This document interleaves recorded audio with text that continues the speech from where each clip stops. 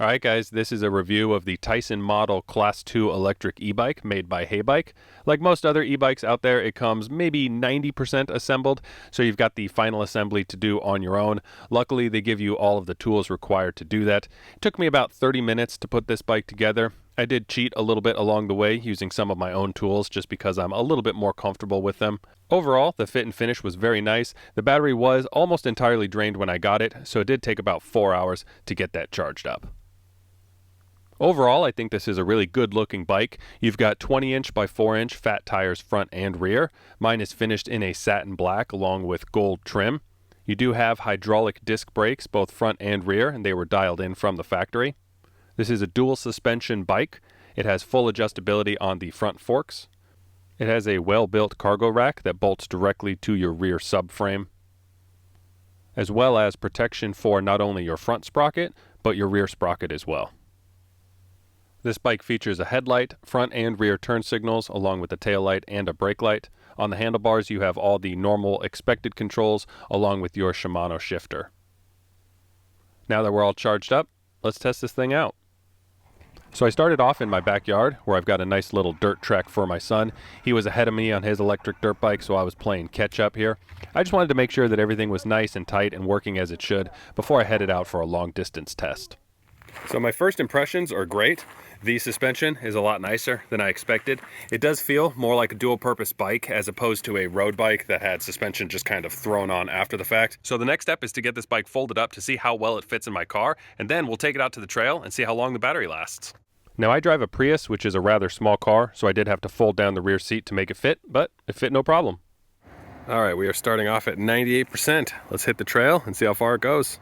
Now, before we get too deep into this range test, I did want to let you guys know, when I do a review like this, most of the time I don't end up paying for the product, and that was the case here. The good folks over at Heybike sent this out to me. However, before I will work with any manufacturer, I do write to them and tell them it is going to be an honest review, the good, the bad, and the ugly, and most of the time, the companies are not okay with that. They give me a long list of things that they want me to say, and an even longer list of things that I'm forbidden from saying, in which case, I don't work with that company. Heybike had no issues with an honest review, so take that for what it is. Now, the range on this bike is rated at up to 55 miles. And I'll tell you, that phrase up to drives me absolutely nuts, because up to 55 miles could mean 55 miles, or it could mean 5 miles. So what I wanted to do was really put this bike through its paces to see how far you can realistically expect to go with it. Because if you're thinking about buying an e-bike, that's got to be top of your list on what to look for. So, can this bike go 55 miles? In order to maximize my range on this test, I decided to use only the pedal assist and not the hand throttle at all. And then I kept the settings between 1 and 3 out of a possible 5. Now, in order to get 50 miles on this charge, I was expecting to see about a 2% drop on my battery life indicator for every mile traveled, and that's almost exactly what I got for the first 8 miles or so, until I hit some dirt. Once I hit the dirt portion of this trail, the battery life was dropping at about twice as fast, so I was looking at around a 4% drop for every mile traveled. So after about 4 miles in the dirt and the snow, I decided to turn around, and then on the way back, I saw a sign that I had never seen before for a lookout. So I took that turn, and I have to say, I am not disappointed that I did. Take a look at this view. Now, once I got back to the pavement, the battery drain went back to around 2% per mile. So I do think it's possible to get a full 50 miles on a charge. However, you're going to have to be on pavement, definitely using the pedal, with the pedal assist somewhere in that 1 to 3 range. Now, when I got home, I still had about 40% battery life left, so in order to fully drain it, I decided to ride to another scenic lookout, this time using the setting all the way maxed out at 5 and using the hand throttle the entire way. So I still pedaled a little bit, but I was mostly relying on the battery and the electric motor to get me there. And here's that lookout. On the way home, once I was under 20%, I did notice a decrease in the power from the motor. It seemed like it was trying to save that last little bit of energy that it had left by dropping down the settings pretty dramatically, and that's expected. I've experienced that on pretty much every other e-bike that I've used. So here's my best guess for realistic range expectations. So if you guys have been researching e-bikes for any amount of time, you'd know that the market is super saturated with them. There's tons of manufacturers out there, and the bikes are all starting to look really similar.